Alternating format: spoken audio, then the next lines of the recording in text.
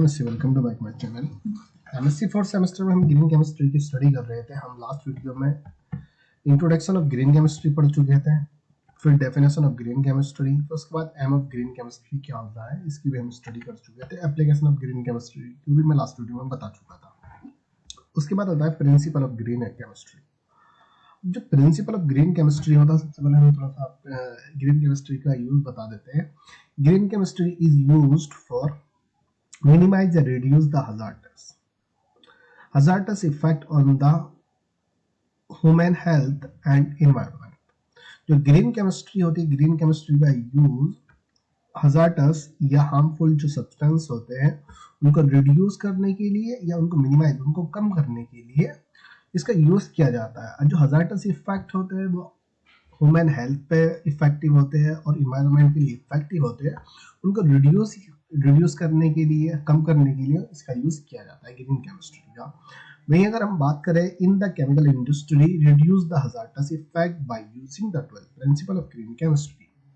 मैं कहता है जो केमिकल इंडस्ट्री होती है, जितनी भी न्यूक्लियर इंडस्ट्री होती है, केमिकल इंडस्ट्री होती है, उसमें जो हजार्टस जो हानिकारक इफेक्ट होते हैं, hazardous effect on the human health, human life and environment, जो हजार्टस इफेक्ट होते हैं जो इन्वायरमेंट पर इफेक्ट डालते हैं और ह्यूमन लाइफ, जो मानव की जो लाइफ होती है उस पर इफेक्ट डालते हैं, उसकी हेल्थ, उसके स्वास्थ्य पर जो इफेक्ट डालते हैं, उसको 12th प्रिंसिपल के बेस पे डिफाइन किया जा सकता है। Effect by using the 12th principal of green chemistry, इसको किस तरीके से कंट्रोल किया जा सकता है। जो हजार्टस सब्सटेंस होते हैं, जो हजार्टस इफेक्ट होते हैं या हार्मफुल इफेक्ट होते हैं, हार्मफुल सब्सटेंस होते हैं, जो पोल्यूशन के लिए पोल्यूशन क्रिएट करते हैं, ज़्यादा पोल्यूशन क्रिएट करते हैं, इन्वायरमेंट को डिसबैलेंस करते हैं, ह्यूमन हेल्थ के लिए भी हानिकारक होते हैं, हार्मफुल होते हैं, उनको कंट्रोल किस तरीके से किया जा सकता है, तो उसके लिए 12th प्रिंसिपल दिए गए हैं। वहीं अगर हम बात करें फर्स्ट प्रिंसिपल होता है प्रिवेंशन ऑफ वेस्ट या प्रिवेंशन ऑफ बाई प्रोडक्ट। वो कह रहा है कि प्रिवेंशन का मतलब क्या है, रोकथाम, कि जो वेस्टेज होते हैं, जो कूड़ा होता है, जो वेस्ट मटेरियल होता है हमारा, वेस्ट मटेरियल जो यूज ना होने वाला वेस्ट मटेरियल जो होता है उस पर रोकथाम की जाए। या प्रिवेंशन ऑफ बाई प्रोडक्ट, जब हम किसी भी केमिकल रिएक्शन के द्वारा हमें प्रोडक्ट मिलता है, उसके द्वारा डिजायर प्रोडक्ट के साथ साथ हमें बाई प्रोडक्ट भी मिलते हैं जिनका यूज नहीं होता है या बहुत कमी से यूज किया जाता है, वो हमारी एनवायरनमेंट के लिए हार्मफुल होते हैं, हजार्टस होते हैं, उन पर रोकथाम की जाए। प्रिवेंशन क्या है कि रोकथाम, प्रिवेंशन ऑफ वेस्ट पर रोकथाम की जाए। वहीं उसमें थ्योरी में उसने यहाँ पे लिखा we reuse the waste after it has been create, we should reuse the waste, यहाँ पे शुड लगा दीजिए, we should reuse the waste after it has been created but prevention या control the waste created control the waste created then cleaning up। वो कह रहा है कि हमें we should reuse the waste after it has been created। जब जो wastage होता है, जब ये क्रिएट हो जाए, मतलब अगर वेस्टेज हो जाता है तो उसका हमें रीयूज कर लेना चाहिए, उसका हमें दोबारा इस्तेमाल कर लेना चाहिए। बट प्रिवेंशन या control the waste created then clean up, जो प्रिवेंशन द कंट्रोल वेस्ट, जो वेस्टेज होते हैं उसको कंट्रोल करने से बेहतर है कि उसको क्लीन अप करने से बेहतर है उसको क्रिएट ना किया जाए, वेस्टेज को क्रिएट ना किया जाए। कंट्रोल द वेस्ट क्रिएटेड पर कंट्रोल किया जाए, देन क्लीन अप, उसको जैसा हम जब वेस्टेज होता है उसको हम क्लीनिंग करते हैं ना, क्लीन अप करते हैं, मतलब साफ कर दिए, कूड़े को यहाँ से फेंक दीजिए, या जो भी हमारा कूड़ा होता है उसको हम फेंक देते हैं। जैसे मान लीजिए नाली का पानी वगैरह भी होता है, बल्ब तालाबों में जाता है, तो क्लीन अप, एक तरीका क्लीन अप हो रहा है। मान लीजिए जैसे हम चिप्स खाते हैं तो पॉलीथीन वगैरह को हम कहीं डाल देते हैं, तो फिर वहां से जो कूड़ा इकट्ठा हो जाता है डस्टबिन में जाता है, डस्टबिन के बाद वो बाल्टी वाला आता है, जो नगर पर म्यूनिसिपल पार्टी वाले आते हैं, तो वो उठा के वहां से ले जाते हैं, फिर वहां पर ढेर लगा देते हैं। तो एक तरीका क्लीन अप। तो कह रहा है कि अगर वेस्टेज को क्रिएट ही ना किया जाए देन क्लीन अप, उसको क्लीन करने से बेहतर है कि मतलब जो वेस्टेज होता है क्लीन करने से कूड़ा हम कम करें, कूड़ा ही कम किया जाए। तो वही बताता है प्रिवेंशन ऑफ वेस्ट, वेस्ट पर रोकथाम की जाए, जो कूड़ा होता है उस पर रोकथाम की जाए, बाय प्रोडक्ट पे, उसने इसका ये मेथड दिया, we should reuse the waste after it has been created. जब ये क्रिएट हो जाए, जो वेस्टेज होता है क्रिएट हो जाए, तो इसका हमें रीयूज कर लेना चाहिए। बट प्रिवेंशन या control the waste created, prevention the waste created जो देन क्लीनिंग अप, साफ करने से बेहतर है कि हमें वेस्टेज पे क्रिएट करने पर ही रोकथाम लगानी चाहिए। क्रिएट मतलब कूड़ा करने पर ही रोकथाम लगानी चाहिए, हमें खुद को लगानी चाहिए, गवर्नमेंट नहीं लगाना है। एग्जाम्पल की बात करें, develop the zero waste technology, waste material reused as a raw material. उसने एग्जाम्पल में यहाँ पे दिया कि develop the zero waste technology, zero waste technology को डेवलप करना चाहिए। Develop the zero waste technology as waste material reuse, we should waste material reuse as a raw material। जो हमारा जो वेस्टेज होता है तो हमें उसका रीयूज करना चाहिए, जैसे रॉ मटेरियल होती है, रॉ मटेरियल होता है, रॉ मटेरियल की तरह यूज कर लेना चाहिए। जैसे पॉली तो खैर नहीं, पॉली तो पॉलीथीन बहुत ज्यादा गैसेस, बहुत ज्यादा हार्मफुल होती है एनवायरनमेंट के लिए जो पॉलीथीन होती है। जैसे प्लास्टिक की जो बोतल वगैरह होती है, बोतल्स होती है, उसको रीयूज किया जाता है। कांच होता है, कांच का भी जब ये जो वेस्टेज हो जाता है उसका रीयूज करके दोबारा कांच की बोतल बनाई जाती है। प्लास्टिक के भी उनका रॉ मटेरियल की तरह यूज किया जाता है। जब उनको फिर कट कर लिया मशीन की तरह से, उनको ढक्कन को अलग कर लिया जाता है, उस बोतल को अलग कर लिया जाता है, तो एक तरीके से उसको फिर बाद में पीस लिया जाता है, एक रॉ मटेरियल की तरह वेस्टेज का बट रॉ मटेरियल की तरह किया जाता है। फिर उसके बाद पुल बोतल का फॉर्मेशन किया जाता है। तो रॉ मटेरियल की तरह हमें वेस्टेज का यूज करना चाहिए और इसी तरह की प्रोडक्ट हमें बनाने चाहिए जिसका हम रीयूज कर सकें। अब जैसे मान लीजिए पॉली है, पॉली का तो कोई रीयूज नहीं होता, एक बार वेस्टेज हो जाती है, फिर वो काफी टाइम तक उसे जो कंज्यूम होने में भी बहुत टाइम लग जाता है। जब कंज्यूम होती है उसकी वजह से air pollution, soil pollution, water pollution, बहुत सारी तरीके की बीमारियां डेवलप हो जाती है जो पॉली होती है। पॉली बहुत मतलब हमारे लिए बहुत ज्यादा हार्मफुल, बहुत ज्यादा हानिकारक है। प्लास्टिक भी हमारे लिए बहुत ज्यादा डेंजरस है, लेकिन प्लास्टिक का अब आज के टाइम में रॉ मटेरियल के रीयूज किया जाने लगा है। वही कांच की अगर हम बात करें, कांच का भी रीयूज किया जाता है और बहुत सारे मटेरियल्स होते हैं। तो इस तरीके के प्रोडक्ट, तो हमें वेस्टेज को रोकथाम करनी चाहिए। वेस्टेज क्लीन अप करने की वजह, मान लीजिए हम ज्यादा कूड़ा कर रहे हैं अपने घर पे, आप कभी देखो तो कूड़ा की आप मान लीजिए कि कूड़ा आप किस तरीके से बोले, हाँ इस तरीके से कह सकता हूँ, जैसे खाना होता है, खाने को आप ज्यादा मात्रा में बना लीजिए, फिर उसके बाद जितना आपने खाना खा लिया, फिर उसके बाद बाकी को आपने डस्टबिन में डाल दिया सुबह में, मॉर्निंग में, या शाम उस खाने को आपने खाया, फिर उसके बाद वेस्टेज हो जाता है। जैसे ब्याह शादी में आप ज्यादा देखते होंगे तो थाली में लोग खाना ले लेते हैं, लेकिन उसके बाद वो वेस्टेज बच जाता है जो ज्यादा मात्रा में ले लिया था, जितना उन्हें खाना होता है वो खा लेते हैं, बाकी वो डस्टबिन में डाल देते हैं। तो वो सब क्या होता है, रीयूज होता है, फिर उसके बाद कंज्यूम हो जाता है। उसकी वजह से कभी कभी देखो, अगर कूड़े पे जाओगे तो खाने की वजह से बहुत ज्यादा स्मेल भी आने लगती है, पॉली में बंद करके रख दीजिए। तो हमें जो वेस्टेज होता है कूड़ा, उसे क्रिएट ही नहीं करना चाहिए, उसे बना नहीं, अगर किसी वजह से उसे क्रिएट हो जाए तो उसका यूज कर लेना चाहिए। तो इस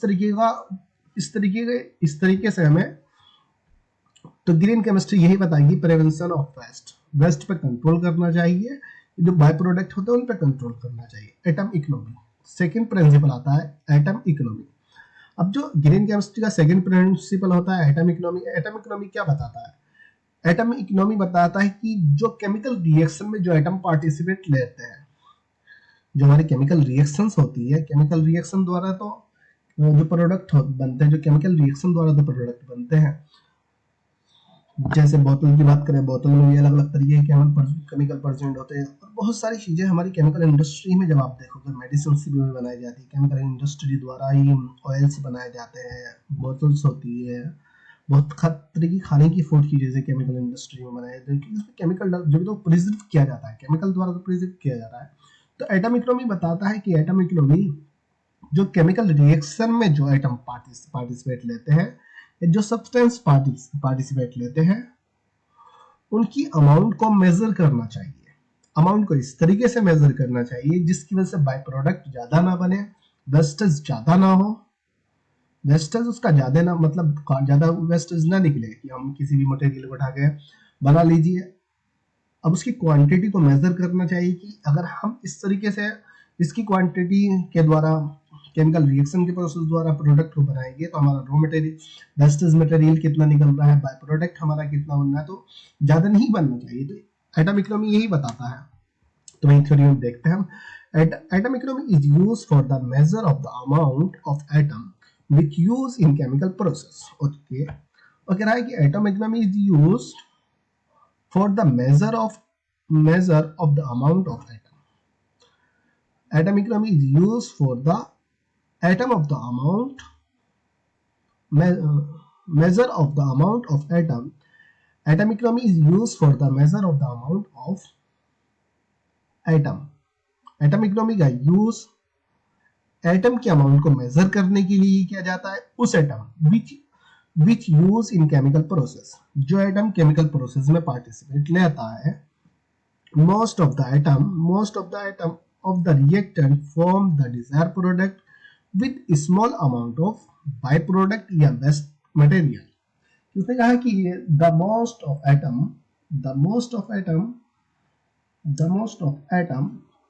of the reactant, most of the atom, बहुत से एटम के रिएक्टेंट ऐसे होते हैं जो डिजायर प्रोडक्ट को फॉर्म करते हैं small quantity of by product, जिसमें जो बाय प्रोडक्ट होता है वो स्मॉल क्वांटिटी में फॉर्म होता है। But most of the atom of the reactant form the desire product with the large amount of by product या वेस्ट मटेरियल, वेस्ट प्रोडक्ट। बहुत से एटम इस तरीके से होते हैं, बहुत से एटम के रिएक्टेंट इस तरीके से होते हैं जो डिजायर प्रोडक्ट को फॉर्म करते हैं, लेकिन उसके साथ साथ बाय प्रोडक्ट को या वेस्ट मटेरियल को लार्ज अमाउंट में फॉर्म करते हैं। तो जो एटम इकोनॉमी है थी, एटम इकोनॉमी इसी थिंग को मेजर करता है, इसी चीज को मेजर करता है कि जिसमें रॉ मटेरियल कम हो, वेस्टेज मटेरियल कम निकले, और जो क्या कहते हैं उसको बाय प्रोडक्ट भी कम हो। तो atom economy measure this thing. तो वही अगर थ्योरी अगर बहुत इजीली कर सकते हो आपको थ्योरी को, atom economy is used for measure the amount of atom of the reactant, या atom economy is used for measure the amount of reactant के अमाउंट को मेजर करने के लिए एटम इकोनॉमी का यूज किया जाता है। बहुत से एटम के बहुत से रिएक्टेंट ऐसे होते हैं जो डिजायर कंपाउंड को फॉर्म करते हैं, लेकिन डिजायर फॉर्म करते हैं with the large amount of by product फिर आप कह सकते हो कि but mostly atom of the reactant form the desire product without by product या less amount of by product या वेस्ट मटेरियल, या तो स्मॉल अमाउंट में बाय प्रोडक्ट को फॉर्म करते हैं या लार्ज अमाउंट में बाय प्रोडक्ट को फॉर्म करते हैं। इस तरीके के रिएक्टेंट होते हैं। उसने एग्जांपल पे यहाँ पे दिया, एग्जांपल देख लेते हैं कि जो एटम इकोनॉमी होती है उसे किस तरीके से मेजर किया। यहाँ पे CH3 CH2 CH2OH क्या है, propyl alcohol, sodium bromide sulphuric acid के साथ रिएक्शन कराई गई। तो यहाँ पर जो बना CH3 CH2Br, यहाँ CH3 CH2Br प्रोपिल ब्रोमाइड यहाँ पर मिल गया, NaHSO4 सोडियम के साथ एक हाइड्रोजन आ गया, फिर sulphur dioxide, sulphate, sodium bisulphate, यहाँ पे सल्फेट आ गया, सोडियम बाइसल्फेट हमें यहाँ पे बाय प्रोडक्ट मिल गया।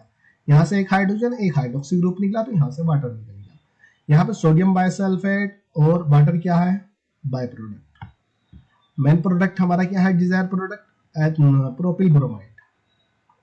अब जो एटम इकोनॉमी है इसको मेजर कैसे किया जाता है, मास product upon reactant mass of product and upon mass of reactant. अब रिएक्टेंट की अगर हम बात करें, यहाँ एक मिनट दिखा देता हूँ, यहाँ पे एटम इकोनॉमी को, यहाँ पे परसेंटेज को यहाँ पे मेजर करना होता है कि किस तरीके से एटम इकोनॉमी जो एटम ऑफ रिएक्टेंट की अमाउंट होती है उसको मेजर करता है। Mass of the desire product, mass of the reactant, mass of the desire product क्या है, ethyl bromide, propyl bromide. Propyl bromide तो हमारा डिजायर प्रोडक्ट है। 3 कार्बन हुए प्रोपीन में, एक ब्रोमीन हुआ। ब्रोमीन का एटॉमिक नंबर कितना होगा, 35।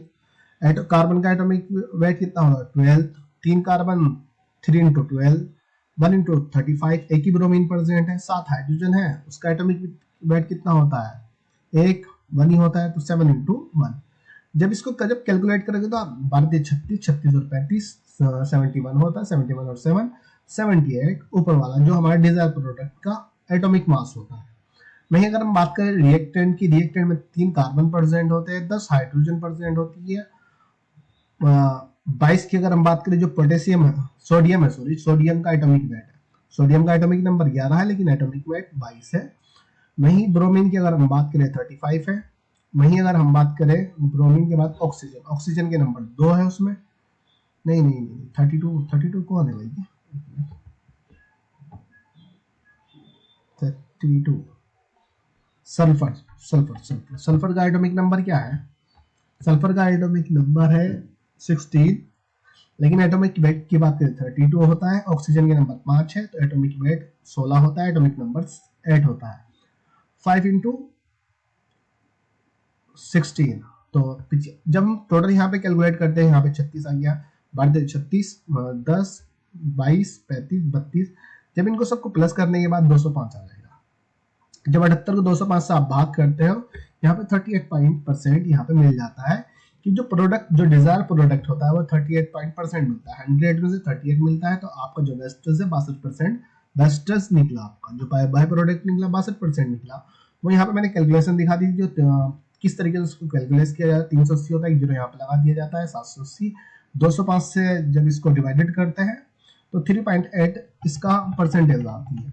वहीं उसके बाद मेथड, उसने दूसरा मेथड बोला है कि दूसरे मेथड में अगर आप प्रोपिल एल्कोहल लीजिए, उसकी रिएक्शन हाइड्रोजन ब्रोमाइड के साथ कराते हो, तो आपको प्रोपिल ब्रोमाइड मिल जाता है, वाटर यहाँ पे बाय प्रोडक्ट की जगह निकल जाता है।